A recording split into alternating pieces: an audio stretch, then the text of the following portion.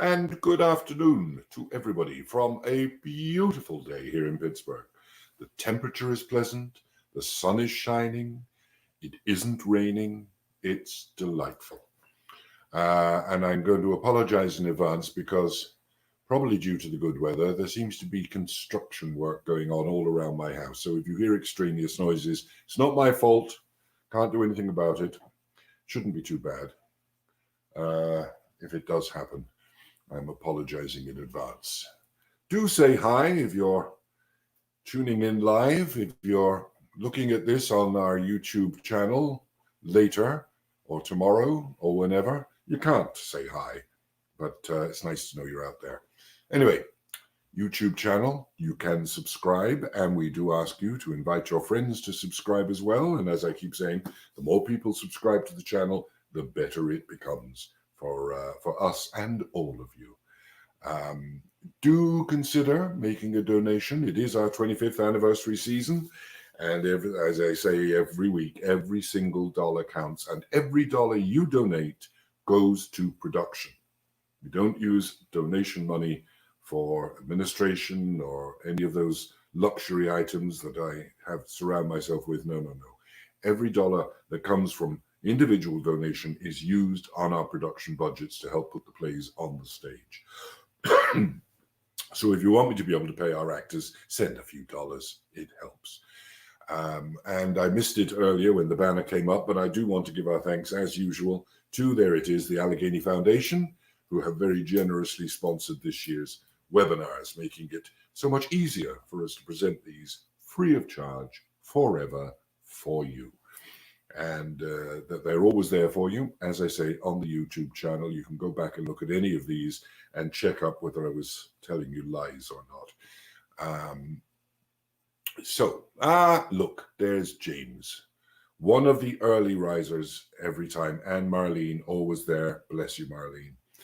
And there's David from the UK, wonderful, hopping over the pond to join us every Friday. Always good, David. Hello, Grace, always reliable. There you are today. This is an interesting topic today because it's about the foundation of theatre as opposed to any particular aspect. And I felt we should do it, and you'll understand why when I'm joined later on by my colleague, Catherine Kolos, because it's an important topic for us at Pitt Classic Theatre. So we'll just give it a couple of more minutes for the... Nobody's late yet, but they will be in a minute. But we always give people time to park their cars or whatever, find their seats. Yes, there's the other important announcement. Tonight at 7:30 p.m. ET,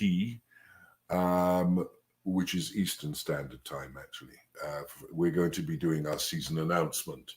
So if you're interested in that and you don't mind tuning in if, say, you're in Ireland or the UK, it'll be midnight your time. But at 7:30 p.m. Pittsburgh time, we're going to be announcing what we're up to for the 25th anniversary season. And it's not just about plays, it's about so much more, part of which is why we're doing this particular topic today. So there you are. You can join us from there. Hello, Dennis in Greensburg. Another strong, reliable for our Friday afternoons. It really is nice when we know that there are people who actually do tune in every week just to listen to this, my ramblings. And but the enormous number of people who actually join us on the YouTube channel, thank you to you too. Just because you're not here live doesn't mean I don't love you. So we'll give another minute or so for people to join us. It's gone quiet outside. That's a very good sign. There's Jamie. Hello there. How are you? It looks like he's leaping to the skies, but he's cheating because that's really Fred Astaire. And anybody else out there wants to say hello before we begin? Some of you I know are out there, but stay very quiet. That's the title of today's topic, the craft of mentorship and education in the theatre. And it's a very The first half of that is quite a narrow definition. The second half of that is a very broad one. And how we bring the two together and link them is what I want to talk about today. Because education in theatre is a very, very broad topic. There's James from Crafton, another Friday regular. Hi there, James. Education in theatre can mean a multitude of things, but the craft of mentorship is a very specific process and form. And there you are. If you have any questions, type them into the chat. We'll try to answer them live if we can. And if you want to, if you've got a more extended question or observation, you can always email us at marketing@pigtheatre.org. And there it is. There you are. There's the email for questions, comments, observations, anything you like. Send us an email, even if it's just to say hello. We love to get emails from people. And we do our best to respond whenever we can. Bit busy at the moment because we're in the midst of planning, budgeting, and fundraising. So if I'm tardy of response, it's not because I don't want to hear from you. We love to read what you send us. If I don't get to respond to you immediately, it's simply because we are so pressed for time at the moment. But we'll do our best. How are we doing? It's time. Latecomers are now late. So, mentorship. We're going to talk today about a new scheme that is going to happen within Pig Classic Theatre. But before we do that, we felt that today to try to find a definition for what we want to do and explain it in a little detail. And this we will be doing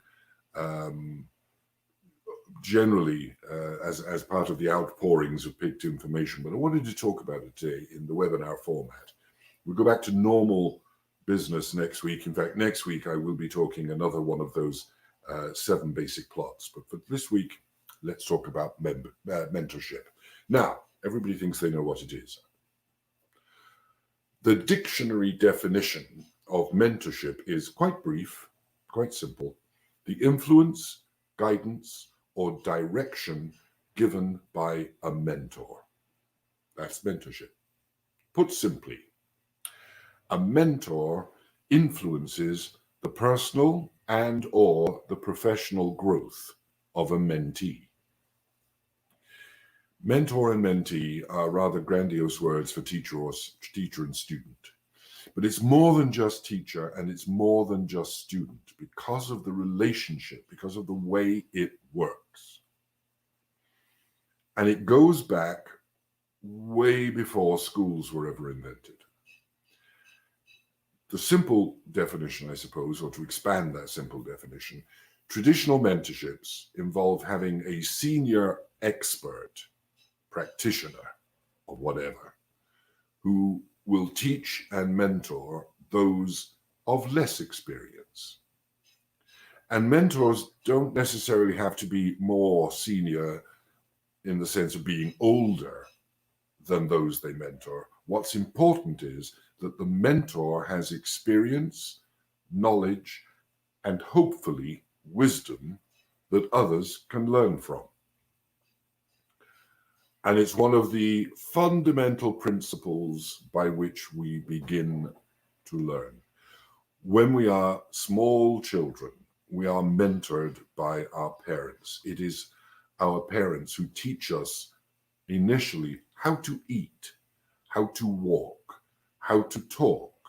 That is a mentoring relationship between somebody who is older and wiser with somebody who is young and inexperienced or innocent.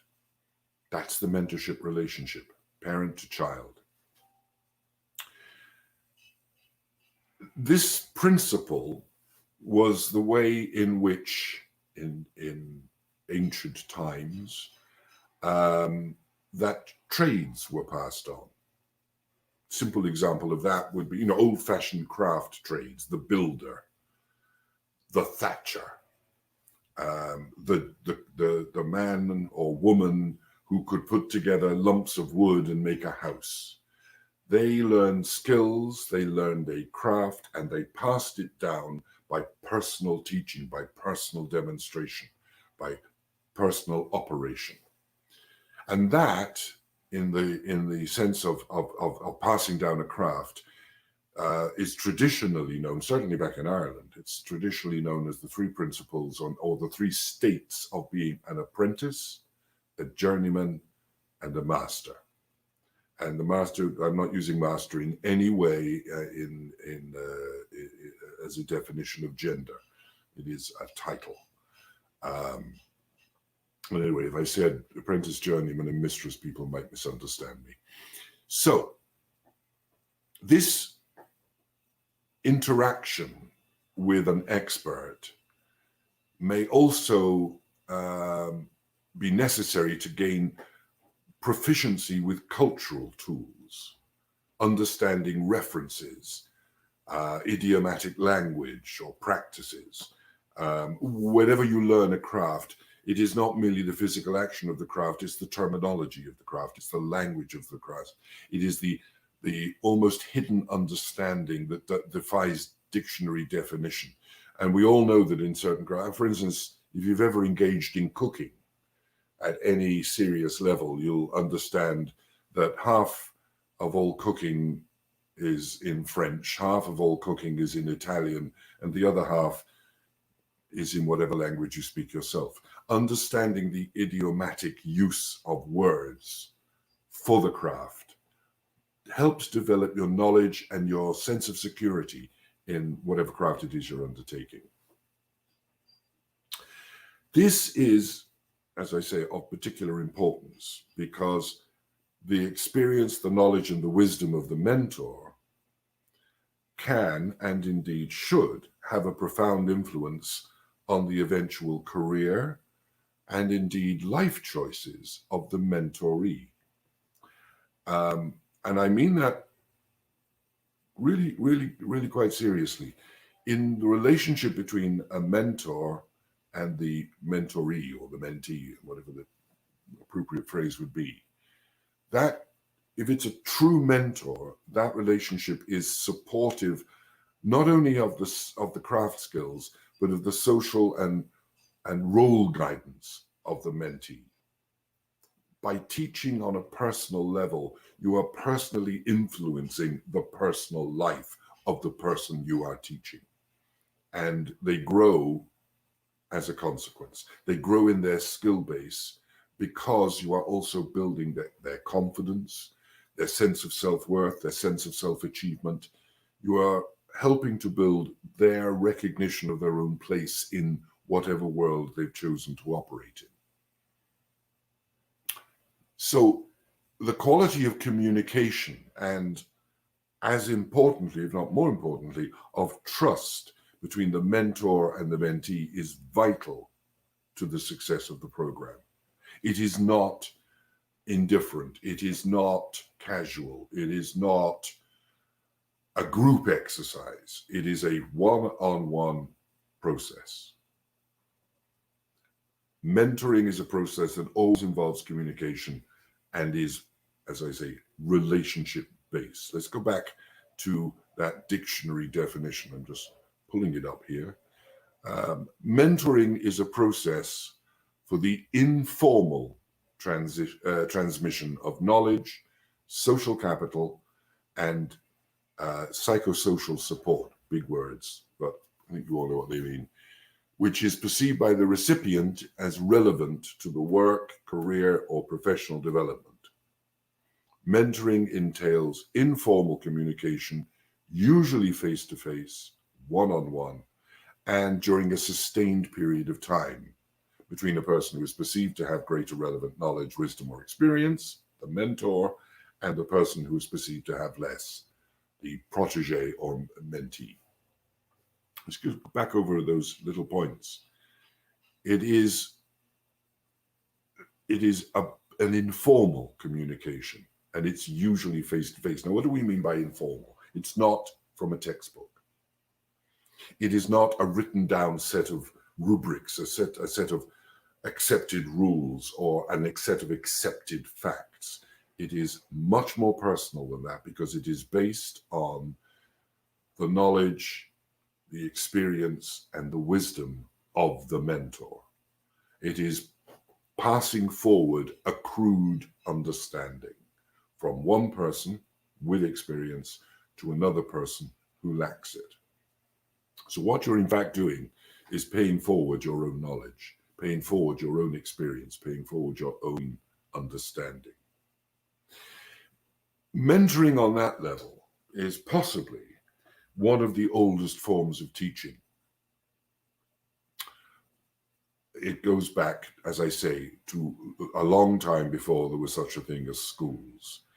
In ancient Greeks, for instance, they were mentoring people long before they were creating academies.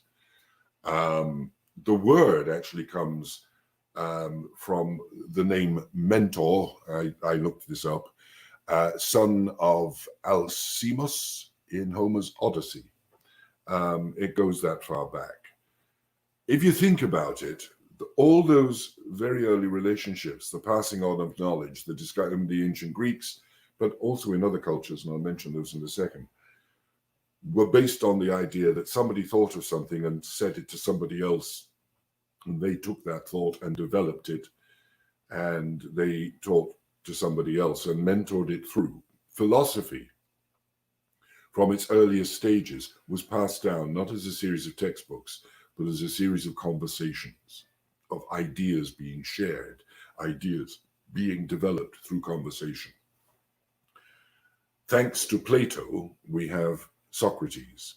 Plato might be considered the mentoree of the mentor, Socrates. And that principle of passing on information, passing down information, has developed, but strangely, it has developed in a way that is almost unchanged from its original concept. And there are other kinds of systems of mentorship. For instance, if you look into the Hindu and Buddhist social world, the notion of guru and disciple is exactly that same principle, the passing of wisdom on a personal level, on an informal level, without textbooks. I have understood this. I want you to share my understanding and see where you can take it into the future. The same principle of prophets, elders, priests, and the disciple concept comes, for instance, rabbinical Judaism, the Christian church, theologians of any particular faith would pass forward ideas and concepts. Now, the further we come into Christianity, the more it was written down, but it was still that same notion of a personal experience being shared rather than a set of rules being written. And that's what happened, as I mentioned earlier, with the whole concept of the guild system that developed throughout the Middle Ages, of groups of people who had certain knowledge, wisdom, and what have you, creating a guild of shared knowledge, of shared understanding, which they would share with their apprentices. And as the apprentices grew in knowledge and experience, they would cease to be apprentices and become the journeyman, the guy who would go out and do the job. And the more they did the job, the more they understood the job, the more skills they accrued, the more understanding of the nature of the job. Sooner or later, some of those journeymen would become masters, people who had the skill, people who had the understanding and could pass it on. Now, what has all this to do with training for the theater, I hear you cry? Well, the answer is very simple. Theater is a craft. And the same principle was true from the earliest times of theater, from the earliest forms of theater. The Greeks did not have a rule book and didn't have posh drama schools. The skills of theater, the skills of writing, the skills of performing, all of those technical skills, which the Greeks were very capable of, were passed down by word of mouth, through conversation, through observation, from mentor to mentee. The Romans did exactly the same. If you travel on through the Middle Ages, wherever they were allowed, because the church didn't approve of them, the traveling players, the people who would go from town to town on wagons and do plays, usually mystery plays, usually plays about Satan and God and what have you. They did not train in any way. If you like, because you see it in Shakespeare, and Shakespeare, I think, used the example very brilliantly in Hamlet of the traveling players, the group of players who would come to a town or come to a city or come to a castle and say, well, what would you like to see? And Hamlet says, what about the murder of so-and-so and so-and-so? Ah, yeah, we know that one. And all of them know the play. All of them know the storyline. And could you put in a few more lines that I might write? Yeah, no problem. Because they have the skills. They understand the craft. And Shakespeare would have grown up understanding theatre on that level. That you had a what we would in later years call the actor manager, the boss, who would control his company and bring in his young actors, nurture his more experienced actors, and pass down the wisdom, the understanding, the knowledge, the skills of performance, literally on a one-to-one, face-to-face principle. The same principle as the carpenter or the thatcher would learn: apprentice, journeyman, master. And the master in this sense would be the actor manager of the company.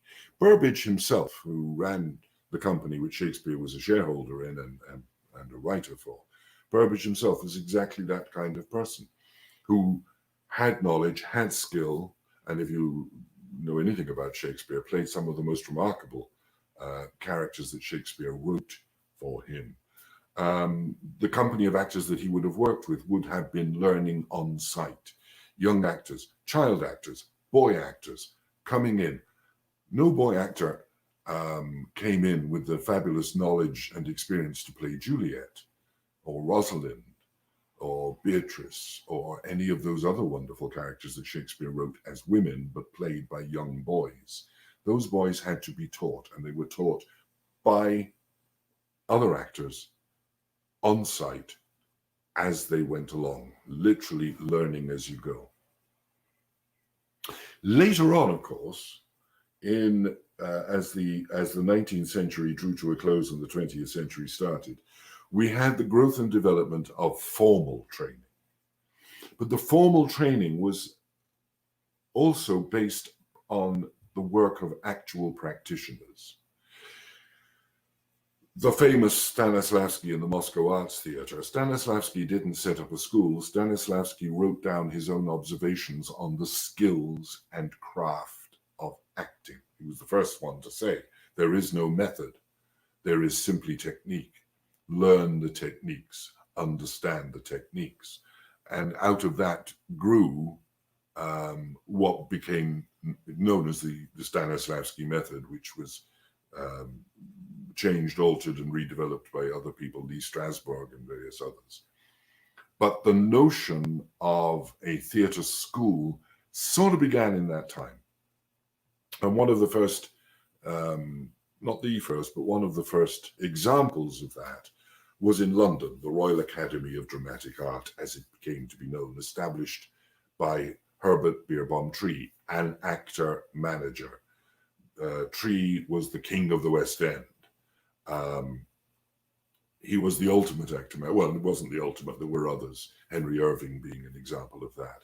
But Tree established a company of actors, of regular actors, and also established a young company, a junior company, if you like. And they would put on plays as young actors, and out of that, they were being taught by the senior actors. They were being developed by the senior actors. One of the most famous to come out of that was the very young Noel Coward, who was a child actor learning from and under Herbert Beerbohm Tree. And in fact, there's an Irish connection there because as well as Noel Coward being in that particular company, Michael McLeomore, one of the founders of the Gate Theatre, was also in that company. In fact, he was in a play where Noel Coward was a young prince and McLeomore was a goldfish.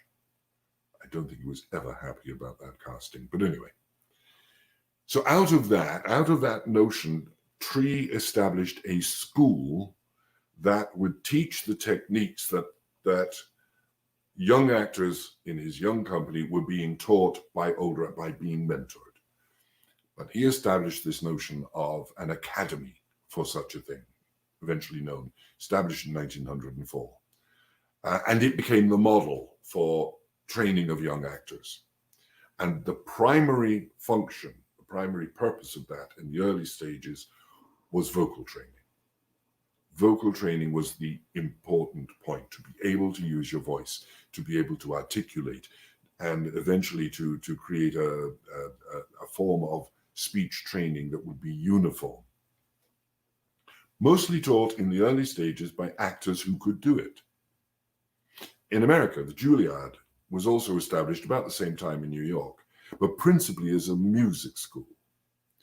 But what's interesting is that many drama schools, including my own, I went to the Guildhall School in London back in the 60s, and Lambda were also established on the same principle, because the names of them will tell you why. The Guildhall School of Music and Drama, London Academy of Music and Dramatic Arts. These schools were established out of music courses, and the Guildhall particularly grew out of the theatre school, grew out of the training of singers and singers for opera. It became the primary, the principal initial training ground for young opera singers. And out of that course, voice again, voice. Out of that grew the drama school that I eventually went to. So it was the teaching of the craft of learning the vocal skills, of learning to use aspects of your body. Follow that by dance, movement, motion, learning the physical restrictions of your body and how to overcome them. These are craft elements, and taught by practitioners, people who understood, people who could pass on knowledge. We must always remember one thing about acting. Acting requires talent. And the one thing that nobody can teach is talent. Talent cannot be taught, but it can be encouraged. It can be developed. You can take the most talented person in the world, but if they have no technique to transmit the talent that they have inherently within them, they will fail. You may have an understanding, you may have a passion for painting, but if you don't know how to mix color, if you don't know how to apply color, if you don't understand, you have to understand the mechanical techniques of it. And therefore, craft comes before art. In fact, art, let us always remember, is the first syllable of the word artisan. Someone who practices. Now, mentors in theater are rare and wonderful beings because they must work on a one-to-one principle. For instance, I know there are many people I've learned from in my very long career. I've learned from so many people. And some of the mentors I've had have been younger than me, much younger, because I've often found that when teaching students, I will learn from them. They will mentor me in new thinking. They will mentor me in new approach, in new attitudes, and particularly in new idiomatic terminology. But the two principal mentors of my life, one a director, the other an actor, the first was Hilton Edwards. I mentioned him before. He was with McLeomore, one of the two founders of the Gate, and he mentored me particularly as a director by literally coming and watching my productions and sitting and talking and drinking wine and drinking more wine and talking about what I had done, and more important, on the Socratic principle, constantly asking me questions about why I made the choices I made, to make me consider the answers. That's pure mentoring. It is a one-on-one. There's no rule book. There is no rule book for directing. There is just an instinctive understanding of how the stage works. What are the mechanics of putting a play on the stage? How do you make that work?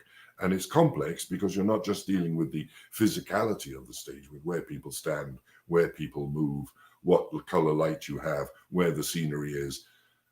It's much more than that, because you do have to understand so much about interpretation, about the psychology of how the actor functions, all of that.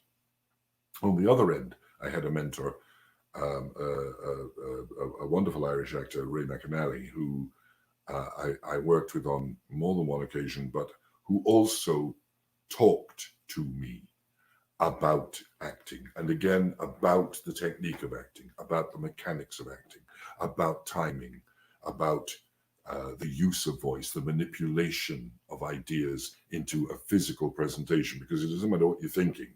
If the audience can't see what you're doing and can't hear what you're doing, they will never ever hear or see what you're thinking. So this notion of how to do this cannot be written down in a book. People try, but it doesn't fully work. It is only in that one-to-one relationship between mentor and mentoree that it truly, truly penetrates, gets through, and starts to develop. Now, I'm not saying that mentorship is the only way, but the advantages of mentorship best work when balanced with any other conventional teaching process. I've said you can't write down all of this, but there are processes which can work well and sometimes best in group settings where you have a teacher and a class, because acting is not all monologues. Acting is relationship between actors. So the class structure and the class teacher are of equal importance. Back in the old day, you would have a company of actors working together. So you were in a classroom situation. You were in a group teaching situation. And that was vital. But it is in the mentoring of the information as it begins to accumulate. It's in the mentoring of that by an individual in that one-to-one personal relationship that it's not that the seeds are sown, but that they are firmly planted.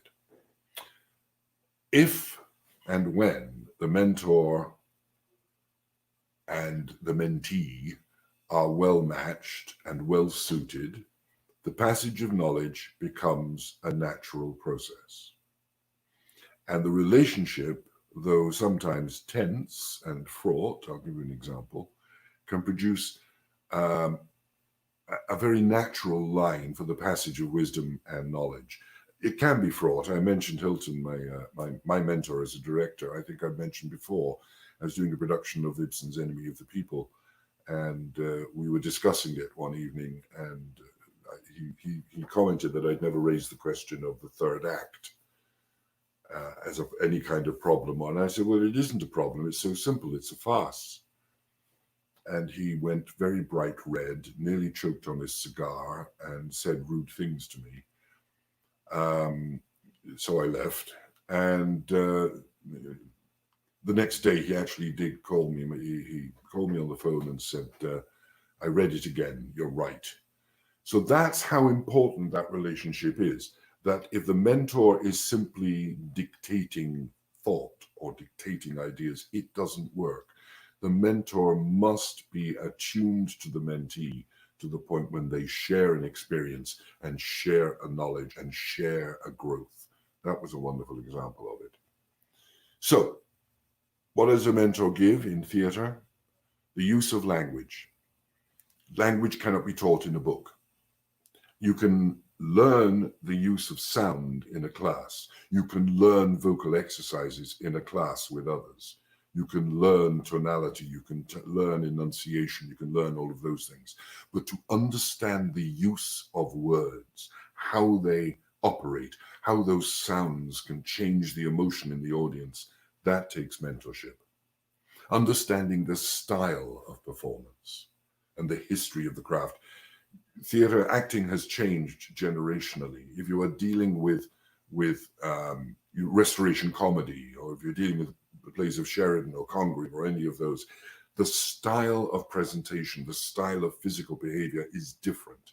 And a mentor who has experience and knowledge of that can teach that so much more precisely and so much more efficiently than just by reading it in a book and doing it in a class. Every aspect of the creation of theater is a craft. Acting is a craft. Acting, directing, scenic, costume, lighting, sound design, these are all crafts and can be mentored. In fact, should be mentored. It's only when they come together, when all of those things, those crafts, when they're properly attuned, when they're properly controlled, when they are properly disciplined, and when they come together in harmony on a stage, does it then become art. And I am sure every one of you has seen aspects of theater on a stage where art seems to have been forgotten.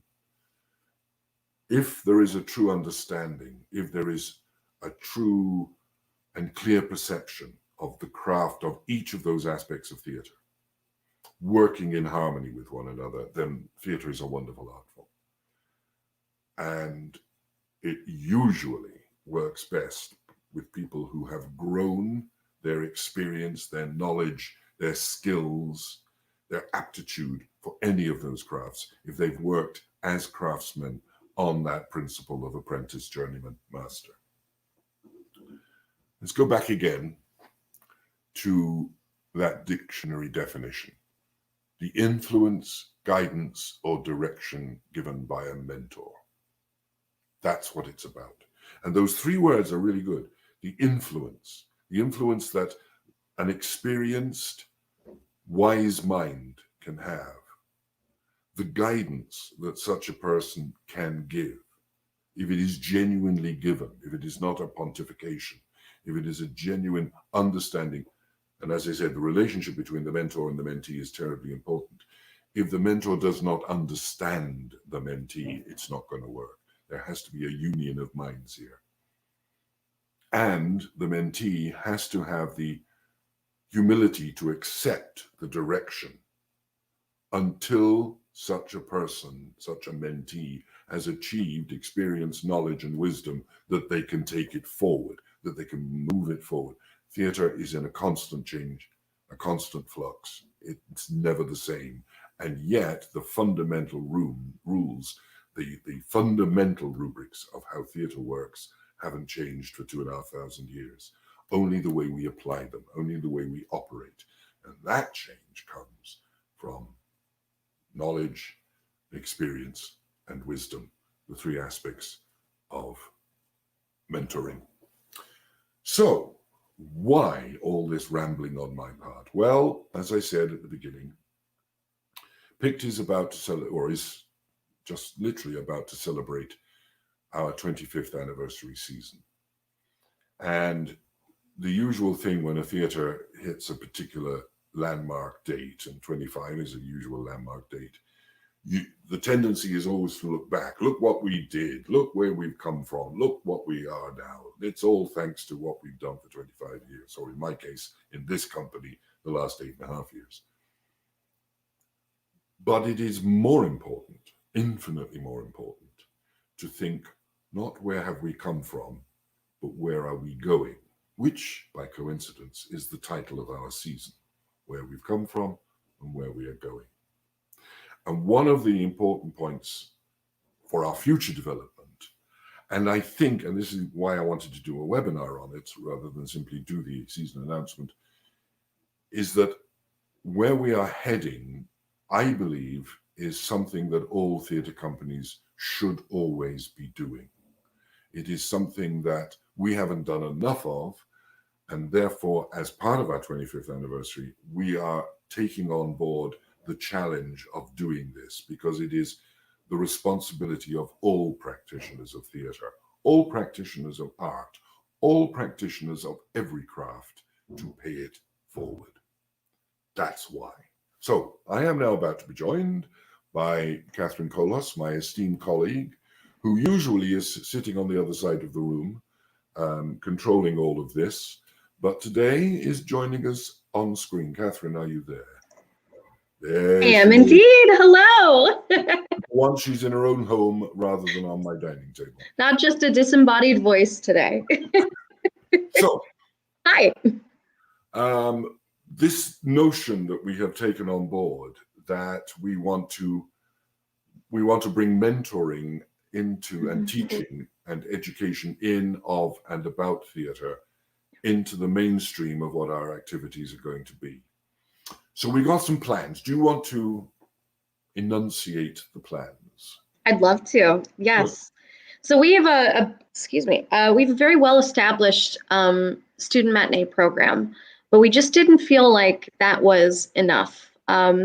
So we went to the source. We actually sat down with students from middle school to high school in a focus group and said, not just to ask them what they were passionate about, what they wanted to learn, but what their expectations were as theater reopened. And from their answers, we found that a lot of the programs we were doing kind of unofficially but hadn't formalized were very much aligned with that, but they also gave us a great inspiration to expand our education program. And there are 2 new programs based on mentorship that we're launching this year that I'm over the moon about, and I hope you all will be too. The first is our junior company, which is the most closely aligned with mentorship.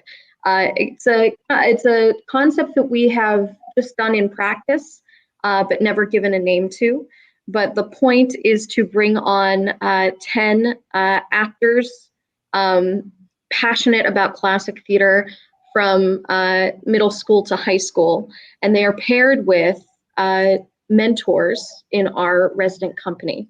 And they get one-on-one coaching every month, working specifically on their skills that they want to develop. So whether they're dialects, whether they're play analysis, whether it's playwriting, dramaturgy, directing, if they want to work on stage movement or stage combat, they get that one-on-one training and that one-on-one mentorship for the whole year with our resident company members.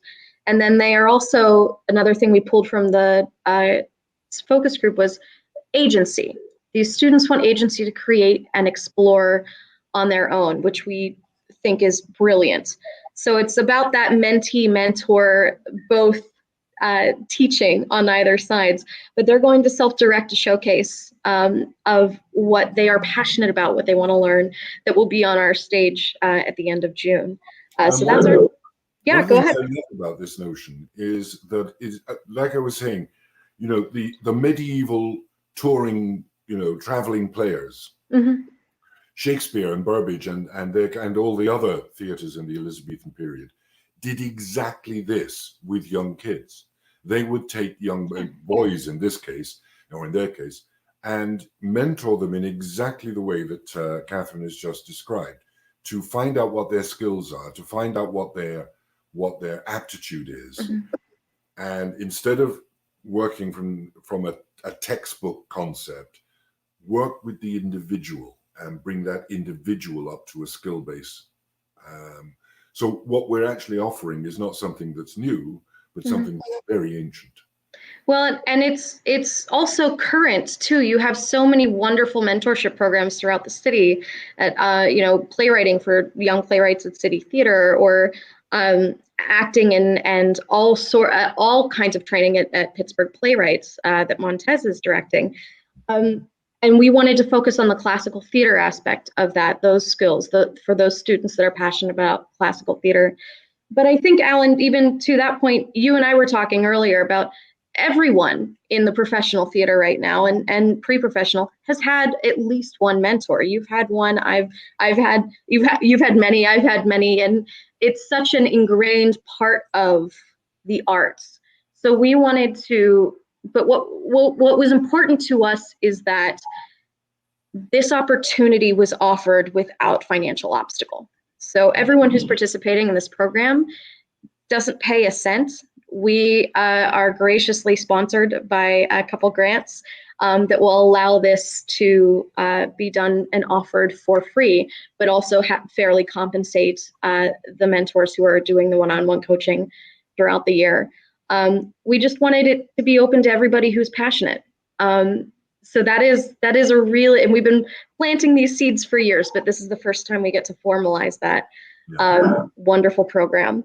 And what was interesting, yeah. focus group you mentioned, and when we did that focus group, it was one of those rare occasions when I didn't say a word. It was. I was very proud of you. And, but what was fascinating was to listen to these young people, and as you say, middle school, high school. There was only one person, I think, who was 20. The rest ranged from like 11 to 17. To about 18, yeah. But was to listen to them talk about the fact that the education system gave them little opportunity of looking at classic theatre, of looking at Shakespeare, and they wanted it. Specifically from the performance aspect too. There's so many wonderful academic programs that work on analysis from an academic perspective, but never really from the performance perspective or the focus that this is your career. And that, you know, I think the beautiful thing about mentorship is the moments that you can't learn in a textbook, or those very human moments of, hey, I've approached this character before, but I got really stuck on this moment. So what are you inspired by? Or, hey, when you walk in that door, this person's always in a bad mood. So don't, maybe just be very kind and you take a step back, or this person will want to hug you. If you're okay with that, you know, go hug them, it's fine. But it's just those like little idiosyncrasies in a specific company that you work for, a specific location that you can't really find in a textbook. It's that very human interaction. Yeah, and it's interaction that matters, because when you understand, when you at an early stage learn to understand the behaviorism of somebody older and more knowledgeable, not necessarily wiser. When you learn, not necessarily older, but definitely more knowledgeable. When you learn that how to deal with that relationship, it is educating you in how to build that relationship with others that you will come across. It's that's why I say it's not just about learning the skills of acting, it's the social skills of the profession that you're going into. It's the business side of it. It's the how to make a viable career and that longevity, how to protect yourself in a very dramatic role, or find comedy and drama in balance. It's all of that. Before we move on, I have a question for you. What is one piece of advice from your mentor that's one of your mentors that has stuck with you? Oh, it's the same piece of advice that I give to all would-be directors. Young directors are always saying, is there any rule, or is there any fundamental thing? And I always, the one piece of advice I always remember is learn the Serenity Prayer. Oh, yes. That's the one. No, but I mean, there are countless. I imagine there are countless things that are already in my way of talking about theatre that I learned through the mentoring of others before me, because I didn't invent theatre. I didn't make it up as I went along. I went through the process as a young actor of trying to understand. I mean, one of the first acting, I suppose it was a mentoring situation. The first time I understood, not had heard or had tried, but understood the notion that every line of dialogue is a thought. And before you ever attempt to express it as a verbalization, you need to understand it as a thought. Now, that seems so simple when you say it, but when you are young, when you are inexperienced, it is an incredibly difficult concept to grasp. And it's something that can't be grasped by reading it in a book or being told it in a class. It's something that somebody has to take you by the hand and lead you through as a concept. Well, in such a physical and at times tapping into the emotional craft that we all work in, it's one thing to study and study and study. It's another thing entirely to get up and try and fail and succeed, but really try. We always talk about getting it in your body, getting the character in your body, but just try that monologue. It could sound really great up here, but maybe like you learn something by physically doing it, or try to direct. You'll learn that it's a very specific skill, and that interaction with your cast has to be very graceful and tactful. That's exactly right. And that's where mentorship makes such a difference, that there is somebody on hand that you can turn to and say, how am I doing? What help? Right. That you can trust. Yep. That will listen to you, will watch you, will be constantly on your side. And creates that safe space for you to, try and build. Mentorship should be a safe space. Absolutely. Which is actually a beautiful transition to our second program that we're launching. Not intentional, but thank you for that beautiful setup. It is our apprenticeship for early career designers. So we will be selecting 3 early career designers. And by early career, I mean college juniors, seniors, or just graduated. Or folks who are just starting out in their design career. That means lighting design, costume design, sound, scenic. We want to create a space to nurture these designers, give them their first professional experience with the mentorship angle so that they have that safe space to fail. Now, we piloted this program on Midsummer Night's Dream, if you'll remember all those glorious costumes. This was the creation of Zoe Baltimore, who was a senior at Point Park at the time. And her mentors were Joan Markert and Michael Montgomery, who are not only our resident costume designers, but also her professors at Point Park. So we brought in Zoe to design the costumes and use it as her senior thesis. But she participated in the entire production process. And there were a lot of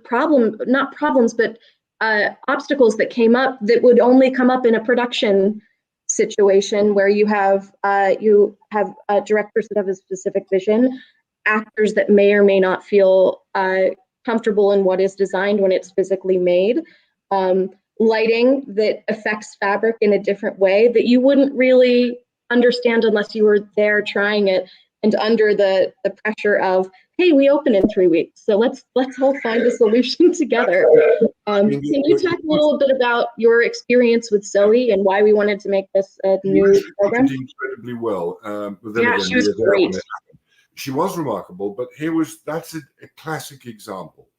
And when I discussed this with Joan and Michael, who, as you say, were the mentors in this particular instance, it was this notion that if you are graduating from a college and you've been doing costume design, very often what you present is simply a set of drawings with an explanation as to how what your research was. It's just like writing a thesis. That isn't reality. Mm-hmm. And why Michael particularly wanted us to take on this exercise was to put somebody he felt was a particularly talented student and give her the opportunity of making a professional design project her thesis. Yes. She still had to write up a lot of stuff. But the reality was, instead of just doing the research, considering what the characters might be, doing a lot of drawings and then a lot of explanation, here she was in a situation where she had to deal, as you say, with a director, me, with actors who might feel, and once or twice there were a couple of costumes we had to work at to get them right. Well, and she had this beautiful vision for what the fairies should look like, and it looked great on paper. But when we built it, she went, "Oh, no, that's not quite right." And we went through like 3 or 4 iterations, and they were all gorgeous. But were they right for this particular production? But what we had to do while doing that was the mentorship of 2 very, very talented designers, and a director, and a lighting designer. Yes. All working with her to take her notion, to take her ideas, and to present her with the right questions. Yep. She learned to answer. And that's my point, that by just simply doing an exercise on paper, as it were, to do an exercise with real living theatre people, and as you say, we open in 3 weeks, we open in 2 weeks. One of the costumes we finally settled on was like 3 days before we opened. Barely. That's the point of mentorship, because I do believe, and I mean, I know she said it herself, that she came out of it with an infinitely greater knowledge of the subject. Mm-hmm. The fact that she was dealing with skilled, experienced people mentoring her. I don't want to use the word, well, with professional actors. No. It was a mentorship of knowledge, experience, and wisdom. Well, and I know you and I both can attest to your first job that you were getting a paycheck for, whether it's union or non, there is a nervousness, nay, a fear there of, oh gosh, what if I do screw up? I don't want to screw up. And this kind of takes that pressure off, because yes, you get that full production experience, but this is a place where you can say, if there is a mistake, we learn from it, and we have people to talk to and places to go to help overcome that obstacle, rather than have it be detrimental to your career or anything like that. Instead, we are building that foundation. We are helping build that calling card, and creating, I know we keep saying, but creating that safe space to learn. So I'm really excited about this program. This year we'll be taking on 3 early career designers for our productions, and information about all of this will be out on our website early next week. But there's an important point on that yes. topic of things I learned and advice I give and what have you. Learn the Serenity Prayer if you're going to be a director. But the other is, Beckett's famous quote. You see it all the time on Facebook and everything else. But Sam Beckett gave the best quote, and it absolutely applies. This is what mentors should be saying to those that they mentor. Mm-hmm. Try, fail again, fail better. It is not about finding total success. It's about learning from your failure. And it is one of those great truisms of all time. Nobody learns anything without failing. Failure is how I have often said, we should not judge progress by how much, the things that we succeeded. We should judge progress by how we improve on our past failures, because they teach us. And it is and that's the mentorship principle, that you do something and that you have somebody you can trust who is on your side to say, that didn't work because. Now. I will add to that, as a woman in the arts and a woman in business, one of my mentors said something to me early on that I will never forget. And she said, first of all, whenever you take on a project or a new job, just believe that you can, and you will. You have to remove any of your own self-doubt from the equation, because then you just leave obstacles that you can overcome, rather than adding to your own obstacles right in front of you. And I know it sounds something that you could buy at like Marshall's, like Live, Laugh, Love, but believe you can has stuck with me on every single project, even projects that we do. We just have to radically believe that we can do it, and then we do, especially last year. Especially last year. And we're like, wow, can we create a radio drama in a pandemic? Yes, we can. To us all, Anyway, it has been. So, in summation, is what we are, or the major aspect of what's going to bring us forward into the next 25 years.